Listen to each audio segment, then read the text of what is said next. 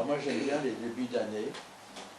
Je ne sais pas si vous êtes pareil que moi, parce que je le dis là, les devant. Ben, un nouveau champ, un nouvel espace de temps que l'on ne connaît pas et où on a beaucoup d'espérance. On attend beaucoup de choses et beaucoup plus souvent qu'on ne se rend compte. Alors moi j'avais pris l'habitude il y a longtemps de lire le psaume 1, toujours au début de l'année. Alors ici, il y a Madeleine qui aime bien ce psaume. Hein? Alors je vais lui demander de le lire, si elle veut bien pour nous.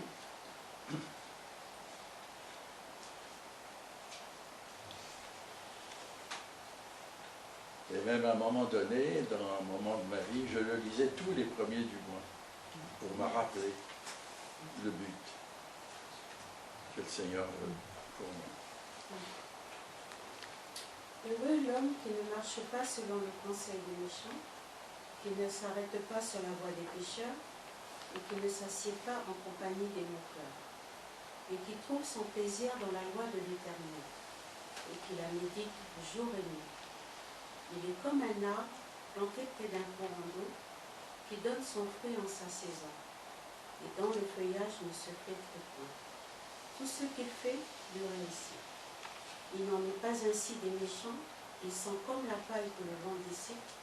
C'est pourquoi les méchants ne résistent pas au jour du jugement, ni les pécheurs dans l'assemblée des justes. Car l'Éternel connaît la voie des justes, et la voie des pécheurs nul ne la connaît. Merci. Alors vous voyez, le centre de ce psaume, c'est marcher. C'est marcher. Marcher en nouveauté de vie. Et peut-être que vous vous souvenez qu'en octobre, il y a eu un jour, un dimanche plutôt, un message de Marc, et qui avait mis en scène, rappelez la scène du Seigneur, où il est apostrophé par les sacrificateurs, enfin tous les autorités religieuses, et qui lui ont demandé s'il fallait payer l'impôt à César. Et le Seigneur, vous vous souvenez ce qu'il avait répondu? Il n'avait pas de pièce, il a dit « Donnez-moi une pièce ».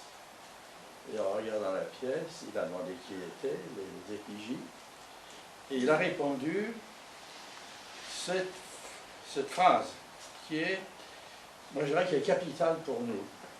Rendez donc à l'empereur ce qui est à l'empereur, et à Dieu ce qui est à Dieu. C'est simple, mais percutant. Ça signifie qu'il y a deux mondes. Il y a le monde de l'empereur et le monde de Dieu. C'est cela que ça signifie. Ça signifie que nous vivons dans un monde qui a deux faces distinctes. Il y a d'abord le monde de notre société française, qui est dans la culture occidentale, qui a rejeté Dieu le Créateur ces dernières décennies. C'est pas vieux quand même. Tous, on est témoins, on a vécu, on est à l'âge, tous d'avoir vécu cela. Moi, je me souviens encore, à la fin de la guerre, les curés étaient partout, les prêtres étaient partout, les évêques étaient partout. Et puis là, à partir des années 60, eh bien, on a chassé Dieu petit à petit. Et le but de cette société, c'est de glorifier l'homme et son génie. Voilà. C'est ça qu'on nous dit toujours. Et puis, sur l'autre face, il y a le monde de notre Dieu. Et ce monde de notre Dieu, c'est l'Église, dont son Seigneur, son roi, c'est Jésus-Christ, et dont les principes de vie de ce monde de Dieu, elles sont dans la Bible. Et la Bible nous enseigne qu'en suivant ces principes de vie, eh bien, ils vont nous conduire à l'éternité, où règne notre céleste Père et son Fils Jésus-Christ. C'est deux mondes opposés, distincts. Et ce monde s'oppose. Et on le voit de plus en plus.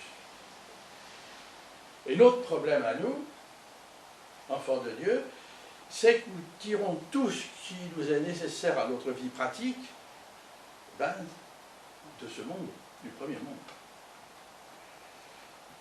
Notre salaire, notre travail, vient de ce monde. Notre protection sociale vient de ce monde.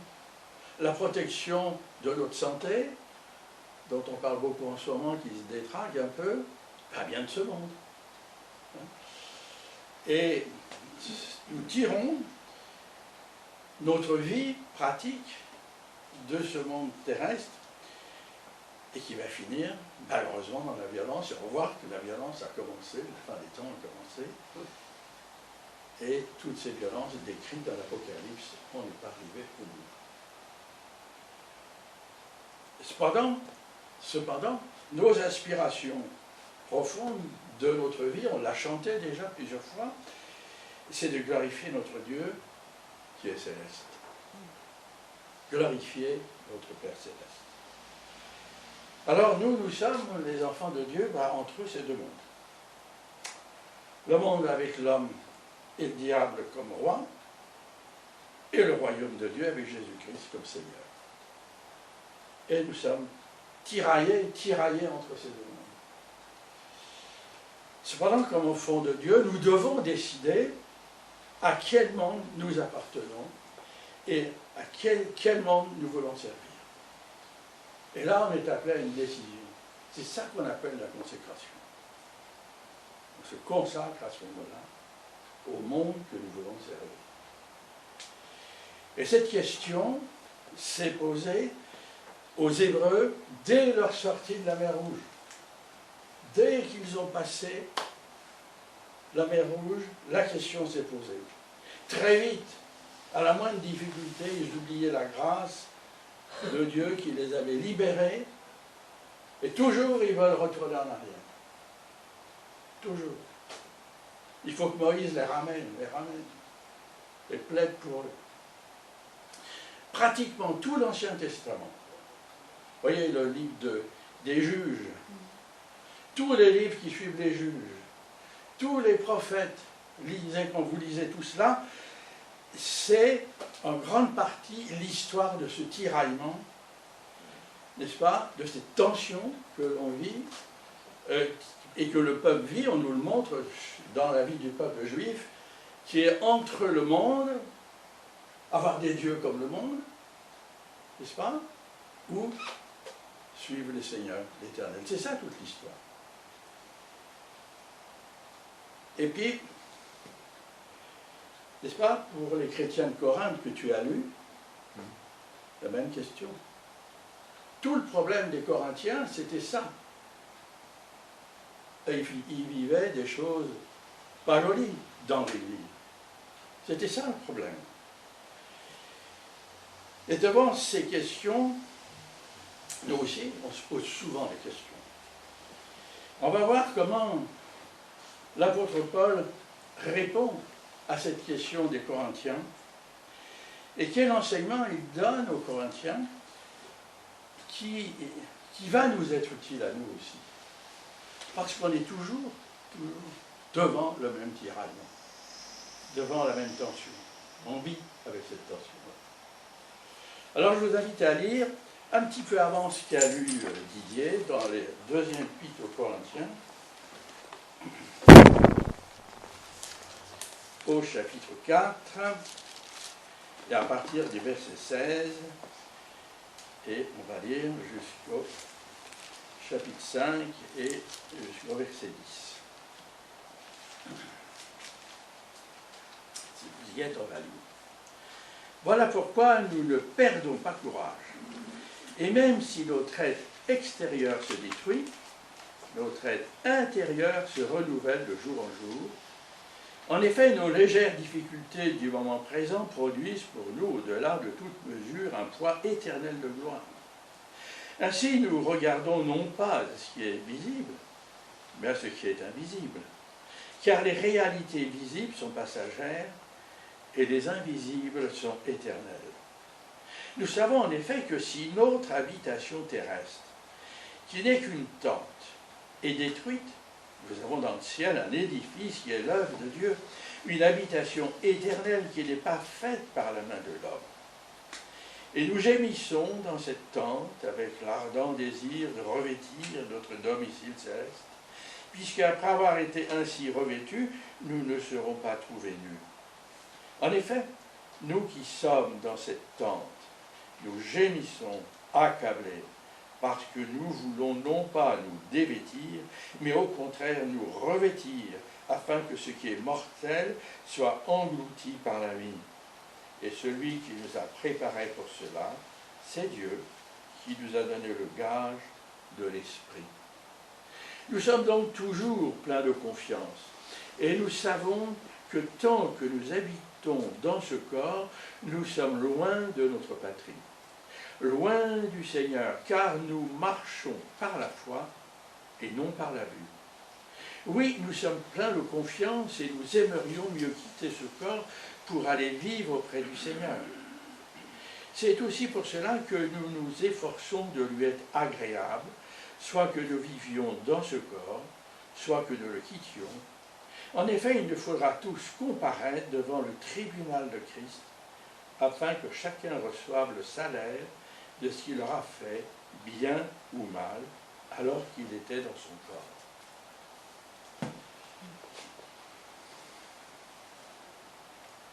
Vous voyez, dans ce texte, l'apôtre Paul parle de notre habitation terrestre. Et notre habitation terrestre, c'est notre corps. Il appelle aussi ce corps une tente. Et car n'oublions pas que nous sommes faits de 3 parties. Nous sommes tous faits de 3 parties. La première, c'est notre corps de chair et d'os, qui est fait pour vivre sur la terre, et qui est fait pour avoir notre sens et tout, pour vivre dans le monde, pour l'appréhender, pour communiquer entre nous, pour servir, pour travailler, pour trouver notre nourriture, et ainsi de suite. Notre corps est là pour cela. Il y a notre âme, deuxième partie, c'est notre cœur, qui est fait, lui, à l'image de Dieu.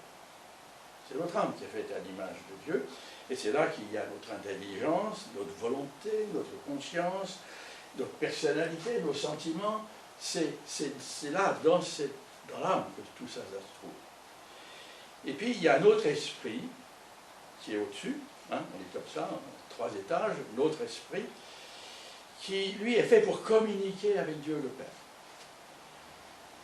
Et si nous donnons pas notre esprit à Dieu, c'est ce qui va se passer au moment où nous acceptons le Seigneur, notre esprit va être à Dieu, donc il va venir l'habiter, alors c'est le diable qui va un jour ou l'autre s'en emparer et nous conduire dans son royaume de destruction.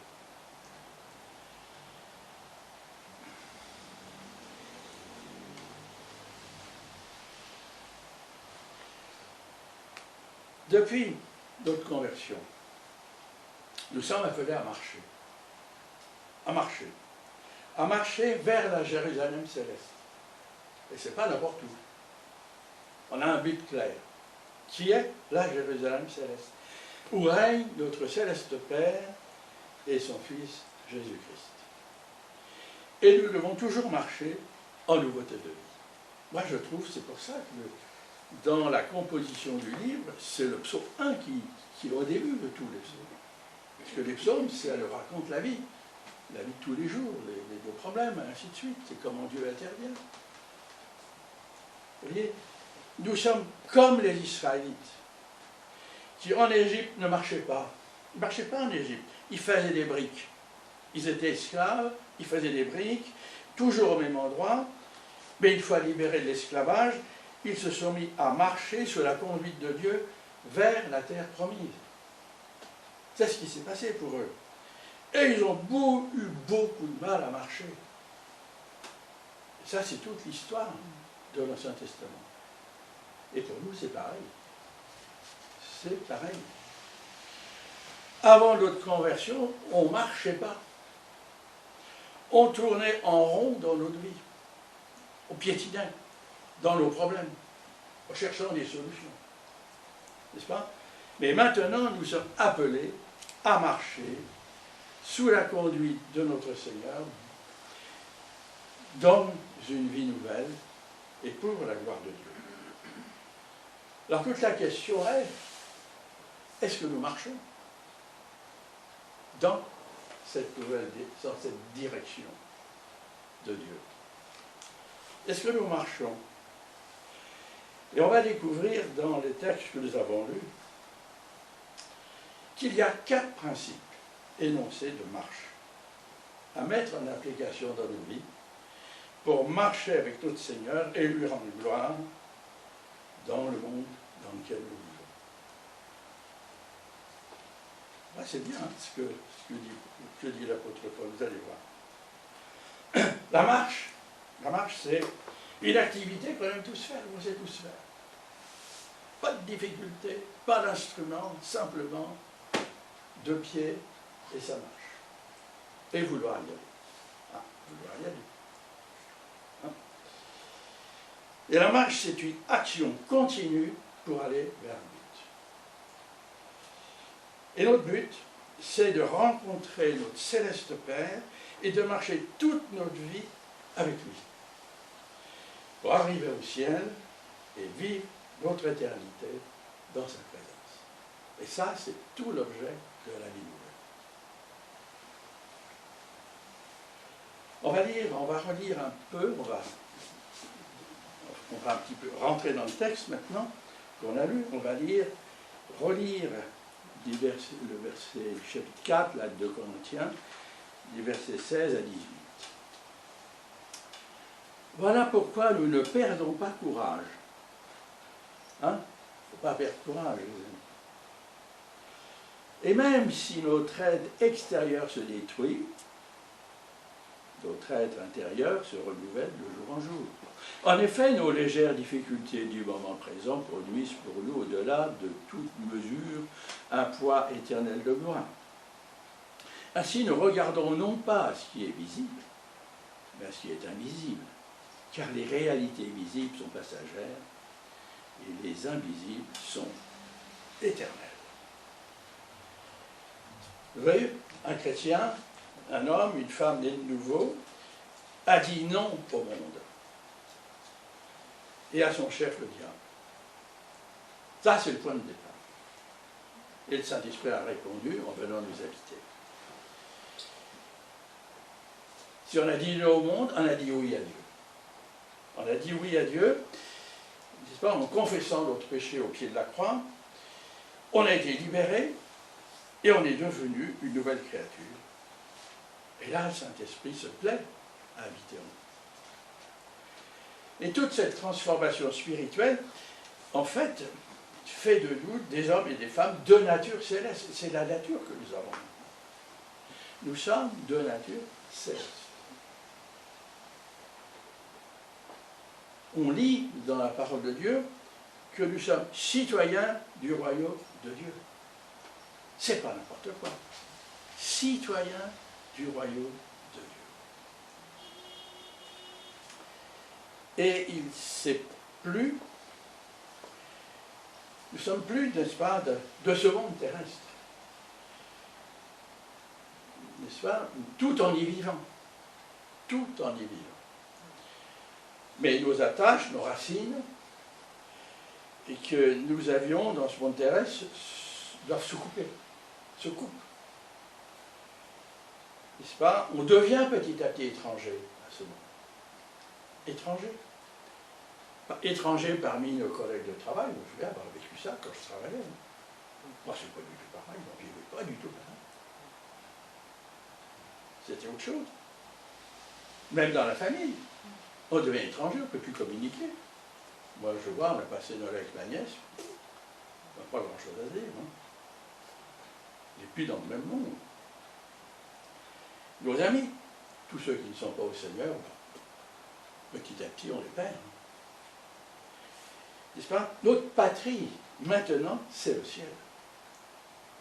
C'est le ciel, notre patrie. Nos buts, les buts de notre vie, c'est de rendre gloire à Dieu. Tous les jours, d'y penser, rendre gloire à Dieu, n'est-ce pas? Nos ambitions, c'est normal d'avoir des ambitions, c'est de se préparer à l'éternité avec Dieu. Et puis nos luttes, ben, c'est que le royaume de Dieu progresse sur la terre. C'est que l'amour de Dieu gagne dans ce monde. C'est ça nos buts. Et tout cela, n'est-ce pas, est contraire au monde. Et c'est ce qui nous rend étrangers dans ce monde. N'est-ce pas, le chrétien vit comme un exilé sur la terre et dans notre société. On est un exilé du royaume de Dieu. Notre citoyenneté est dans le royaume de Dieu. Et nous vivons sur terre comme des étrangers et des exilés. Et les afflictions dont parle l'apôtre Paul sont des afflictions que rencontrent les exilés. Les exilés, parce qu'on est devenu étrangers au monde qui est autour de nous. On ne parle plus la même langue. Pas? On parle, nous, des choses célestes que seul l'Esprit de Dieu nous inspire, n'est-ce pas, et nous fait comprendre, et nous fait apprécier, nous fait nous réjouir. Nos habitudes, nos coutumes, n'est-ce pas, nous séparent du monde petit à petit. On n'est plus dans le monde. N'est-ce pas? Nous avons du plaisir à chanter des cantiques. À chanter tout à l'heure. C'est des fois, on ne chante pas très bien, mais on a du plaisir, on y met notre cœur. Alors que les chansons du monde, c'est fini. Hein? Elles ne nous approchent plus.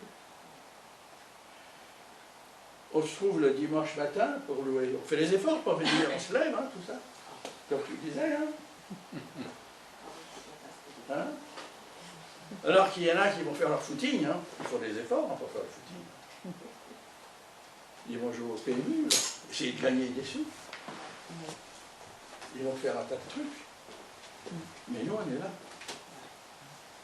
pour chanter ensemble et louer le Seigneur.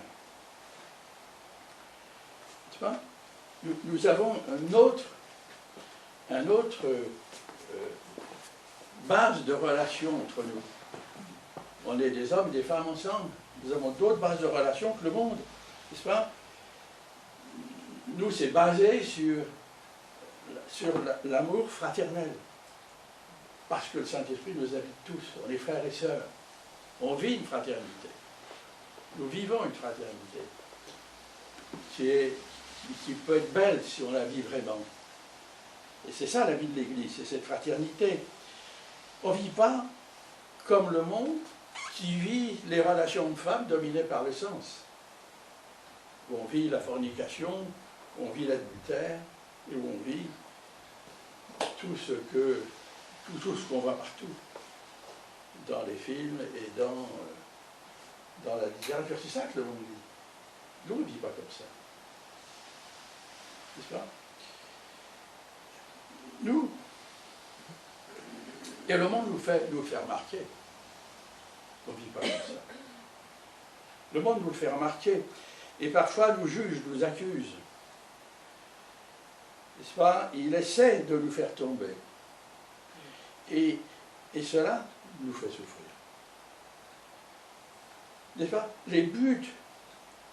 Nos buts de vie ne sont plus les mêmes. Et ça, il faut accepter. On ne peut plus être un pied d'un côté et un pied de l'autre. C'est fini. Les deux pieds doivent être du même côté. Et avec le Seigneur. Doivent être avec le Seigneur. Nous vivons, n'est-ce pas, pour une situation en vue, pas en vue d'amasser de l'argent. On ne vit pas pour ça. On vit pour vivre mieux dans cette société. C'est normal. On vivre mieux dans cette société. Mais c'est pour glorifier Dieu. On va investir dans l'œuvre de Dieu notre argent. N'est-ce pas? On va donner, Seigneur, à notre Dieu ce qu'on peut pour le glorifier. Et croyez-moi, il nous donne, et il nous donne. Parce qu'on est dans une autre économie. On est dans une économie céleste. Et il nous le donne sans intérêt. Toujours gratuitement. N'est-ce pas? Nos buts, en cela, sont tous opposés au monde. N'est-ce pas? Et Et le monde, nous le fait sentir parfois. Nous sommes étrangers et voyageurs sur la terre, nous dit Pierre, l'apôtre Pierre, il nous dit ça dans sa première épître. C'est pas notre patrie est céleste maintenant, et nous sommes citoyens du royaume de Dieu. Nous ne sommes plus de la terre et du monde, ça il faut qu'on le reste, qu'on le réalise et qu'on l'accepte. N'est-ce pas? Et c'est vrai que ça nous fait souffrir d'un certain racisme. Et même dans certains pays, ça conduit à la mort. En ce moment, on va avoir bientôt le nombre de tous les chrétiens qui vont être morts par persécution, on aura les chiffres bientôt. Vous verrez, ça se chiffre par dizaines de milliers dans le monde. Parce qu'ils veulent rester fidèles au royaume de Dieu. Les afflictions dont parle l'apôtre Paul sont donc des afflictions d'étrangers et d'exilés, et c'est ce que nous vivons. Alors il ne faut pas perdre courage. À cause de cela, nous dit l'apôtre Paul, il nous faut regarder aux choses visibles. Il ne faut pas regarder aux choses visibles de la terre et du monde qui sont temporaires, parce que tout passe vite, ça ne dure pas. Et bien il nous faut regarder aux choses de Dieu, aux choses invisibles de Dieu, au ciel, aux choses célestes, aux choses éternelles, dont la Bible nous parle. La parole de Dieu nous fait la promesse et l'annonce et la description de ce royaume. N'est-ce pas? Le Dieu dont Jésus-Christ est le garant du ciel, puisqu'il est le Seigneur du ciel, c'est lui le garant. Puis il nous a montré la preuve en mourant sur la croix, en venant dans ce monde, et qui est mort sur la croix pour nous libérer du péché, nous donner la liberté. Donc il est le garant. Et puis le Saint-Esprit, on est le témoin dans nos vies. Alors le premier principe de marche que nous trouvons là, dans notre vie chrétienne, ce premier principe de marche pour nous, enfants de Dieu, c'est de marcher en étranger au monde, en exilé du royaume de Dieu. C'est savoir que tout ce qui vient du monde, c'est fini. Mais toutes les bénédictions promises par Dieu sont là pour nous, à nous de les prendre. C'est ça le premier élément de la marche. C'est d'accepter, nous sommes du monde céleste. Nous ne sommes plus de ce monde terrestre qui va finalement partir en fumée un jour. On va lire un autre passage, un peu plus loin, chapitre 5, les 5 premiers versets.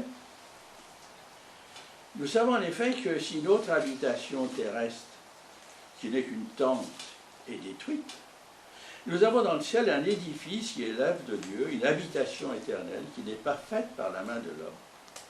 Et nous gémissons dans cette tente avec l'ardent désir de revêtir notre domicile céleste. Puisqu'après avoir été ainsi revêtus, nous ne serons pas trouvés nus. En effet, nous qui sommes dans cette tente, nous gémissons, accablés, parce que nous voulons non pas nous dévêtir, mais au contraire nous revêtir, afin que ce qui est mortel soit englouti par la vie. Et celui qui nous a préparés pour cela, c'est Dieu qui nous a donné le gage de l'Esprit. Maintenant, l'apôtre Paul nous parle de notre corps. Il compare notre corps à une tente, à une cabane, enfin à quelque chose de pas très solide, quelque chose de temporaire, qui n'a pas grande valeur, et qui de toute façon, avec le temps, se dégrade. On est là, on le voit. On n'a qu'à regarder nos photos quand on avait 25 ans, on a quand même changé. Ça se dégrade, on peut faire ce qu'on veut. Toutes les chirurgies esthétiques qu'on veut, ça se dégrade. Et il le compare, ce corps qui se dégrade, au corps céleste que nous recevrons au ciel. L'apôtre Paul nous dit que c'est un édifice, une maison éternelle, adaptée pour vivre dans la présence de Dieu. C'est ça qu'il nous dit. adapté pour vivre dans la présence de Dieu. Et ce corps céleste, eh bien, il n'est pas encore en notre possession, mais le Seigneur Jésus-Christ le prépare pour nous dans les cieux. Et il n'est pas, ce corps céleste n'est pas du tout d'ordre terrestre, mais il est l'ouvrage surnaturel de notre Dieu. C'est un ouvrage céleste et éternel, notre nouveau corps. Il est fait pour vivre dans la présence de Dieu. C'est un corps probablement comme celui de notre Seigneur Jésus-Christ, qui s'est montré, où le vieillissement n'existera plus. C'est fini. La maladie et la souffrance non plus, puisque ce corps de chair aura disparu. La sexualité non plus n'aura plus raison d'être, alors que la sexualité, c'est un Dieu en nous qui nous conduit toute la vie. Hein. Ça sera fini. On vivra en paix. Tout le monde entendra, verra bien. Hein, moi j'ai des trucs là, je me dis, ça sera mieux. Hein, et on sera beau avec sa propre personnalité. Nous aurons un corps céleste qui rendra gloire à Dieu. C'est un corps qui rendra gloire. Je me souviens avoir parlé de ça avec j'étais dans une famille à Grenoble chez un collègue, et puis sa femme était un peu trop ronde. Et puis au bout d'un moment, il dit, vous savez, je vous vois comme je suis. Mais le Seigneur, quand il va me réveiller, j'aurai 33 ans. Comme, voilà, c'est ce qu'elle a dit, hein. C'est pas une doctrine, hein. C'est ce qu'elle a dit. Et à 33 ans, elle était belle. C'est comme ça qu'il va me réveiller. Et je crois qu'elle avait raison quelque part. On ne sait pas à quel âge on va. Mais on sera beau. Ça, c'est sûr. C'est sûr.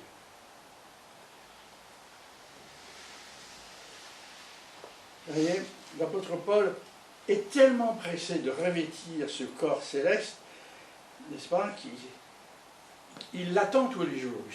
On le lit dans ce qu'on a lu. Il l'attend tous les jours, n'est-ce pas? Il est prêt pour le retour du Seigneur. C'est ça que ça veut dire. Il est prêt pour le retour du Seigneur. Pour lui, c'est l'objectif principal de sa vie, n'est-ce pas? Et par-dessus tout, il a ce désir de revêtir ce corps céleste que notre Seigneur lui prépare. C'est ça qu'il nous dit. Et nous? Et nous? Est-ce l'objectif de notre vie? De revêtir ce corps céleste? Est-ce qu'on s'y prépare?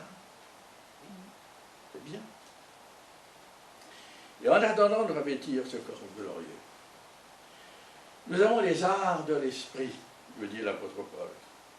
C'est-à-dire que le Saint-Esprit qui habite en nous et qui, eh bien, il nous prépare pour cette habitation céleste. Il nous prépare, le Saint-Esprit. C'est ça qu'il fait, pour cette habitation céleste. Il va nous transformer petit à petit, tout en respectant notre personnalité, à l'image de Christ. On a l'image de Christ dans la Bible. Et il va nous transformer petit à petit dans cette image. Alors comment il va le faire? Ben, Paul le dit. Il va nous revêtir d'habits célestes. Bien sûr, si nous voulons être revêtus, il va nous revêtir d'habits célestes, qui petit à petit vont faire disparaître les habits terrestres, hein, qui absolument n'entreront pas dans le ciel. On a, en Colossiens 3, 12 à 14, la description de ces habits célestes. On va le lire. Ainsi donc, comme des élus de Dieu, saints et bien-aimés, et c'est ce que nous sommes, hein, revêtez-vous d'ardente compassion, de bonté, d'humilité, de douceur, de patience. Supportez-vous les uns les autres et faites-vous grâce réciproquement. Et si quelqu'un a à se plaindre d'un autre, comme le Christ vous a fait grâce, vous aussi faites de même.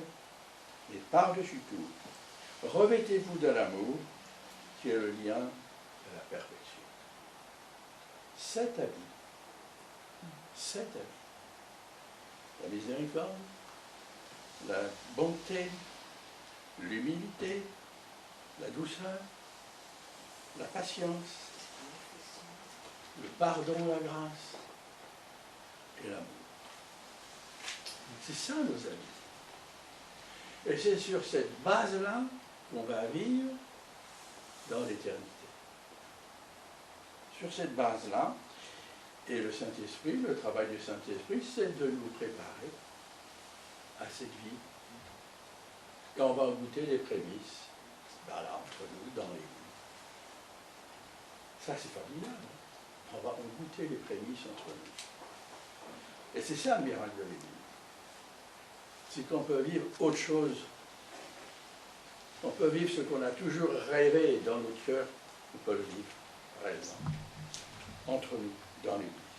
Donc, le deuxième principe de marche pour la vie chrétienne, c'est qu'il nous faut désirer ardemment revêtir ce corps céleste. Et ça, c'est un but glorieux pour notre vie. Et puis tout faire pour cela, comme l'apôtre Paul faisait tout pour cela. On va continuer notre lecture. On va lire versets 6 à 9. Nous sommes donc toujours pleins de confiance, et nous savons que tant que nous habitons dans ce corps, nous sommes loin de notre patrie, loin du Seigneur, car nous marchons par la foi et non par la vue. Oui, nous sommes pleins de confiance et nous aimerions mieux quitter ce corps pour aller vivre auprès du Seigneur. C'est aussi pour cela que nous nous efforçons de lui être agréables, soit que nous vivions dans ce corps, soit que nous le quittions. L'apôtre Paul exprime l'espérance ferme de revêtir ce corps céleste au retour du Seigneur. N'est-ce pas? Et ce qui va nous rendre supportable ici, notre vie d'étranger, d'exilé sur la terre. C'est ça qui va nous rendre supportable. Un commentateur biblique que je ne connais pas, mais je trouve qu'il a formulé cela clairement, il dit « Un chrétien qui ne sent point son exil n'a jamais bien connu ni aimé sa patrie, car la patrie d'un chrétien, c'est Dieu et son royaume. » Et ça, c'est vrai. C'est vrai. Il nous faut ressentir cela. Notre patrie est au ciel. Dieu nous appelle et il nous métamorphose. Il nous transforme par son esprit. D'un pécheur condamné à mort, il nous transforme en un homme, une femme nouveau. C'est ça qu'il fait. N'est-ce pas? Et dans l'attente, nous vivons sur terre dans cette attente de revêtir, n'est-ce pas, notre corps céleste et d'être. Et marcher dans cette foi, eh bien c'est honorer Dieu, c'est lui être agréable. Parce qu'il aime voir ses enfants marcher par la foi vers lui. On avance vers lui. Et ça, c'est agréable pour lui. On lit en Hébreux 11:6, « Or, sans la foi, il est impossible de lui être agréable, car il faut que celui qui s'approche de Dieu croie que Dieu existe, et qu'il est le rémunérateur de ceux qui le cherchent.